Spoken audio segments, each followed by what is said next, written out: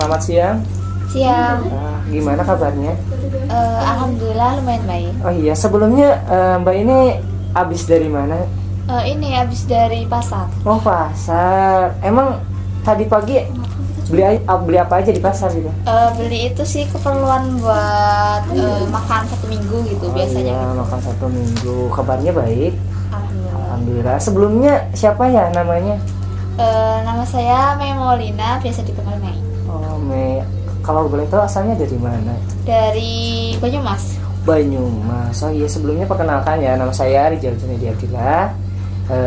Di sini saya selaku konselor ya, selaku konselor yang berasal dari daerah Jawa Barat. Ya, mungkin kita berbeda budaya ya, lebih ke Banyumas itu kayak Jawa Ngapak itu, bener nggak sih? Iya. Iya, karena kalau aku lebih ke Sunda gitu. Dan usia saya sekarang 22 tahun. Sebelumnya udah pernah melakukan sesi konseling apa belum? Belum. Oh belum, berarti belum tahu banget tentang konseling gitu. Ya lumayan tahu sih dari cerita-cerita teman gitu. Yang kalau boleh tahu, kamu tahu tentang konseling itu apa aja gitu? Ya sesi sama nggak beda jauh sama kayak kita curhat gitu ke seseorang, tapi yang lebih profesional gitu loh. Oh iya benar. Sebenarnya ya nggak beda jauh yang Mbak Mei ketahui tentang konseling itu sendiri. Ya tadi benar, tentang sesi konseling itu sesi tentang curhat, tentang menceritakan semua permasalahannya. Ya benar banget seperti itu. Dan Mbak Mei di sini apakah sih yang mau diceritakan apa gimana gitu di sini? Oh iya, ini saya mau cerita tentang permasalahan saya lebih ke pondok. Soalnya kan hampir 2 tahun ini saya tinggalnya di pondok gitu. Oh di pondok gitu ya. Oke, sebelum kita melakukan sesi konseling, angka baiknya kita menjalin sebuah kontrak, di mana kontrak ini untuk selanjutnya untuk membuka kayak konseling selanjutnya apa gimana. Dan untuk sesi kontrak konseling kali ini mungkin ya pertama saya menginginkan keterbukaan cerita dan sesuai apa yang dialami oleh Mbak Mei. Oke, tetapi jangan takut gitu ketika cerita-cerita Mbak Mei tersebar, karena kami memiliki asas untuk menjaga kerahasiaan. Dan kami juga untuk sesi pertama kita dibatasi dengan berbagai waktu ya. Ada untuk sesi kita konseling kali ini karena banyak sekali teman-teman yang lain juga ingin melakukan sesi konseling. Jadi untuk sesi pertama kita adakan 45 menit. Bagaimana Mbak Mei, apakah setuju atau tidak? Iya. Oke, terima kasih atas persetujuannya. Oke, saya untuk mengulang kembali mengenai permasalahan Mbak Mei. Tadi Mbak Mei menceritakan bahwasannya permasalahan mengenai pondok. Apakah ya kalau boleh tahu lebih jelasnya seperti apa gitu? Oh begini, jadi kan waktu tahun 2023 kemarin itu kan ada open recruitment untuk pengurus baru gitu di pondok. Nah terus saya kan kebetulan juga ikut karena berminat jadi pengurus begitu. Nah kebetulan di divisi saya itu saya mendaftar pada divisi keamanan begitu. Karena kayak lebih pas aja gitu, kalau media kan tidak terlalu, terus kemudian bendara juga tidak mau pusing tentang peruangan gitu. Nah singkat cerita, alhamdulillah diterima pada divisi keamanan tersebut. Nah kalau biasa di organisasi atau apa itu kan pasti ada CO gitu loh, CO iya, apa benar. divisi apa gitu. Nah kebetulan di divisi saya tuh CO-nya kakak tingkat saya, udah pas dulu semester 6, sekarang kayaknya pas lagi skripsian gitu. Nah itu kan berarti kan ada CO, ada anggotanya gitu. Nah kebetulan kan di CO ini oleh pengurus yang itu pusat, kemudian saya kan berarti ikutnya pengurus cabang gitu loh di pondok saya tinggali gitu. Nah di situ waktu awal setelah pelantikan itu masih berjalan lancar gitu. Nah terus kemudian beberapa waktu kemudian CO-nya itu pamit buat mukim. Nah berarti kan nggak ada lagi dong yang ini mengayomi gitu, lebih mengayomi gitu. Nah terus berarti kan otomatis ada karena sendirian ya, Iya, betul. jadi keamanan. Terus jadi ada yang bantuin dari divisi lain ikut ke keamanan gitu, kayak apa namanya, perpindahan gitu. Nah tapi ternyata malah membuat saya malah makin susah gitu loh. Susahnya tuh karena apa namanya, kan kalau santri izin tuh harusnya ya satu orang itu aja gitu loh, biar nggak ada miskomunikasi. Nah malah beberapa waktu yang lalu ya, udah lama gitu, ketika ada santri izin ke keamanan yang satunya lagi, bukan saya, kan saya jadi nggak tahu gitu loh. Maksudnya dari keamanan yang satunya juga kurang ini apa namanya, kurang banyak berkontribusi gitu. Oh iya benar. Kayak apa-apa harus dibilangin, harus disuruh dulu gitu. Kayak pas kemarin tuh perpulangan santri kan harusnya pas malam harinya dicek kan per kamar udah ada belum santrinya gitu. Nah itu kan karena kemarin saya datang ke pondoknya izin telat gitu, karena ada urusan yang sangat apa namanya, nggak bisa ditinggalin gitu. Mendadak gitu ya. Nah itu harusnya kan ada inisiatif dicek gitu ya. Nah sampai beberapa kemudian saya datang kembali ke pondok itu belum dicek gitu loh, maksudnya siapa yang belum datang, siapa yang terlambat gitu. Gitu. Jadi permasalahannya itu kayak miskomunikasi terhadap itu. Jadi merasa dalam diri merasa jengkel gitu ya. Jadi kayak kesel lah terhadap seseorang gitu. Penyebab itunya kan tadi udah disebutkan ya, penyebab dari awalnya sebuah permasalahan ini. Apakah sudah pernah permasalahan ini diselesaikan, apa belum diceritakan sama orang tersebut, apa belum? Iya, beberapa waktu yang lalu juga maksudnya pernah ngomong secara langsung, tolong dong kalau aku lagi nggak ada di pondok, kamu yang handle dong gitu, apa-apa laporin aja ke grup. Nah itu udah kayak gitu, tapi tetap aja zong gitu, nggak ada hasilnya sama sekali. Malah semakin hari semakin kesini tuh malah kayak mau lepas tanggung jawab gitu. Jadi dia malah melarikan dari tanggung jawabnya. Alhasil setelah itu seperti apa? Ya seperti ke awal lagi, kayak maksudnya nggak ada yang bantu gitu, kayak udah dari awal emang udah sendiri, terus tiba-tiba ada yang bantu tapi ya nggak ada kontribusi membantu gitu ya, kayak udah biasa lagi gitu. Tapi ya rada gimana ya, maksudnya rada kesel aja gitu. Maksudnya kan udah pulang kuliah sampai sore terus ngerjain tugas, nah terus kan harus tuh maksudnya kayak ngecek santri gitu, terus kayak bagi taksiran atau apa gitu. Nah itu sampai sekarang juga benar-benar nggak ada inisiatif kontribusi gitu, padahal beberapa kali juga udah diingetin di grup, diomongin langsung.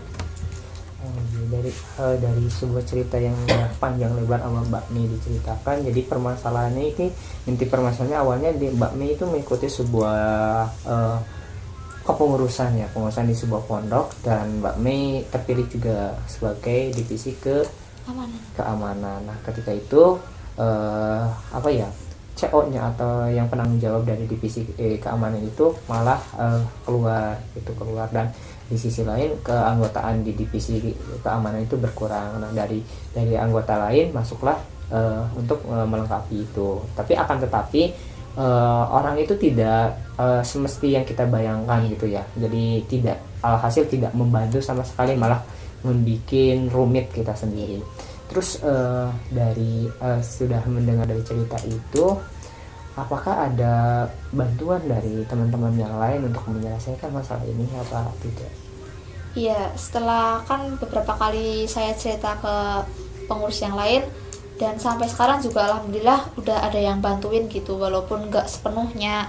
Contohnya kayak kalau saya waktu izin pulang gitu kan pasti ngabarin di grup, izin pulang ya, titip keamanan di pondok gitu. Nah alhamdulillah ada teman yang satu pengurus gitu dari divisi lain yang sukarela membantu.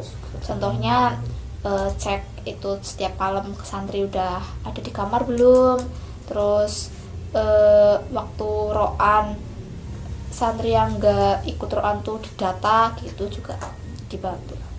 Oh iya, satu lagi saya ingin bertanya. Dari permasalahan ini mungkin kalau aku lebih menyikapi dari permasalahan ini, mungkin untuk kedepannya lebih selektif kita ya menerima sebuah anggota untuk bisa kita bekerja sama dalam sebuah naungan gitu ya. Kalau untuk lebih dalam mengenai permasalahan dan sikap dia ya mungkin ya Mbak Mei yang tahu ya, mungkin Mbak Mei bisa langsung ngobrol sama anaknya bagaimana baiknya ketika udah diberikan sebuah tanggung jawab ya mungkin harus apa ya halnya tuh kayak bertanggung jawab lah intinya kayak gitu.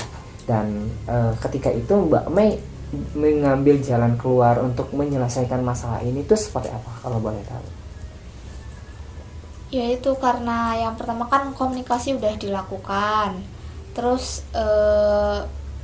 saling berbicara satu sama lain juga udah, tapi ternyata memang dari individu tersebut yang sudah tidak mau ini loh berkontribusi lagi. Jadi kembali lagi ke awal, saya melakukan tugas saya yang udah biasa dijalani sendiri, tapi terlepas dari itu semua saya juga masih menerima bantuan dari pengurus yang lain gitu. Paling itu. Jadi Mbak Mei udah mencoba untuk mendiskusikan terkait permasalahan dan bagaimana terhadap orang tersebut gitu. Dan dari permasalahan itu apa yang dirasakan Mbak Mei gitu sebenarnya, merasakan jengkel kah, apa stres kah, apa seperti apa gitu? Ya paling yang paling sering ya jengkel, kecewa, maksudnya kayak gimana sih ngapain, kalau dari awal tuh maksudnya kalau nggak niat mah nggak usah sekalian, malah bikin tambah pusing gitu. Ya kalau seperti itu mungkin aku ada sedikit saran, mau diterima apa enggak? Ya boleh. Kalau dari saya sendiri ya ada sedikit saran, mungkin ya yang mungkin ya udah terjadi ya gimana lagi ya seperti itu. Mungkin untuk kedepannya mungkin ya kadang kita itu nggak tahu juga paham alasan watak orang-orang itu. Mungkin kita harus ketika ada orang baru juga harus kayak komunikasi dengan baik dan mungkin ya tahu apa sih yang dia pengen apa gimana. Terus kalau dari saya sendiri mungkin untuk permasalahan ini saya memberikan saran ya, mungkin ini udah terjadi ya, untuk kedepannya mungkin Mbak Mei lebih kayak melihat sosok pengganti baru tuh yang seperti apa. Mungkin kita kan kadang watak setiap manusia itu berbeda-beda, kadang dia ingin sekali dilihat sama kita, kadang sering kali pengen di banyak banget kayak apa ya, kayak pengen diayomi banget, kadang pengen diberi nasihat, kadang gitu banyak gitu ya. Mungkin kita lihat dari sisi-sisi itu, kita coba melihat dan kultur dari mereka. Jadi kayak Mbak Mei yang udah lama di divisi keamanan ya, mungkin Mbak Mei yang lebih harus mengayomi gitu, mungkin Mbak Mei juga yang lebih harus sabar. Dan dari permasalahan ini yang bisa Mbak Mei ambil mungkin dari menurut aku ya, Mbak Mei lebih ke bisa menjadi seorang yang lebih bertanggung jawab, lebih bisa mengkoordinir meskipun orang-orang itu tidak sesuai dengan harapan Mbak Mei gitu ya.